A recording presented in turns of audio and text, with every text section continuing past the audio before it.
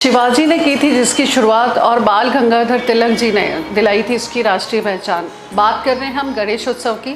पूरे भारत सहित दुनिया के कई हिस्सों में बड़े धूमधाम से मनाए जाने वाले गणेश उत्सव की शुरुआत महाराष्ट्र की सांस्कृतिक राजधानी पुणे से हुई थी। 10 दिनों तक चलने वाले गणेश उत्सव के दौरान पूरा शहर धार्मिक रंग से रंगा रहता है। पुणे का महोत्सव पूरी दुनिया में प्रसिद्ध है। इस उत्सव की शुरुआत शिवाजी महाराज के बाल्यकाल में उनकी माता जीजाबाई द्वारा की गई थी।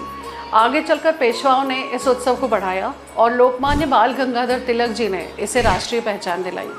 पहले सिर्फ घरों में होती थी इस तरह की पूजाएं, परंतु ब्रिटिश काल में लोग किसी भी सांस्कृतिक कार्यक्रम में जहां उत्सव को साथ मिलकर या एक जगह इकट्ठा होकर नहीं मना सकते थे, लोग घरों में ही अपनी पूजा किया करते थे।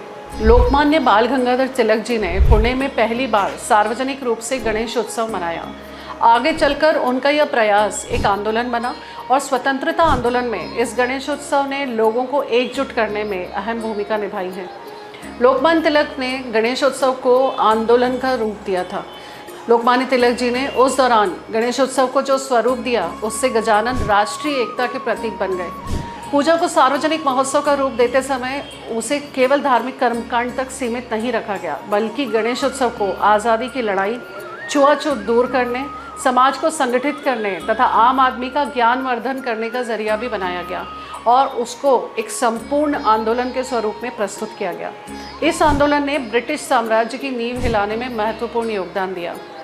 बात करते हैं आज़ादी की जंग और गणेश उत्सव की, तो वीर सावरकर और अन्य क्रांतिकारियों को हम नहीं भूल सकते, क्योंकि उन्होंने ही गणेश उत्सव का उपयोग आज़ादी की लड़ाई के लिए किया था।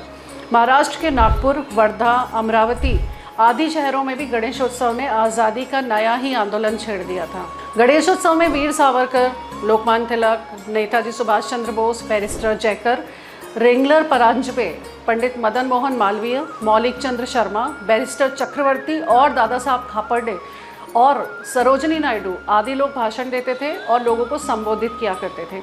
गणेश उत्सव स्वाधीनता की लड़ाई का एक नया मंच बन चुका था। अंग्रेज भी गणेश उत्सव के बढ़ते स्वरूप से घबराने लगे थे। इस बारे में रोलेट समिति रिपोर्ट ने भी चिंता जताई। रिपोर्ट में कहा गया कि गणेश उत्सव के दौरान युवकों की टोलियां सड़कों पर घूम घूम कर अंग्रेजी शासन विरोधी गीत गाती हैं। स्कूली बच्चे पर्चे तक बांटते हैं जिसमें अंग्रेजी हुकूमत के खिलाफ हथियार उठाने और मराठाओं से शिवाजी की तरह विद्रोह करने का आह्वान होता है। साथ ही अंग्रेजी सत्ता को उखाड़ फेंकने के लिए धार्मिक संघर्ष को ज़रूरी बताया गया।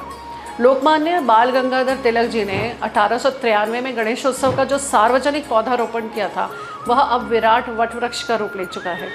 वर्तमान में केवल महाराष्ट्र में ही 50,000 से ज़्यादा सार्वजनिक गणेश मंडल है। इसमें से अकेले पुणे में 5,000 से ज़्यादा गणेश मंडल है।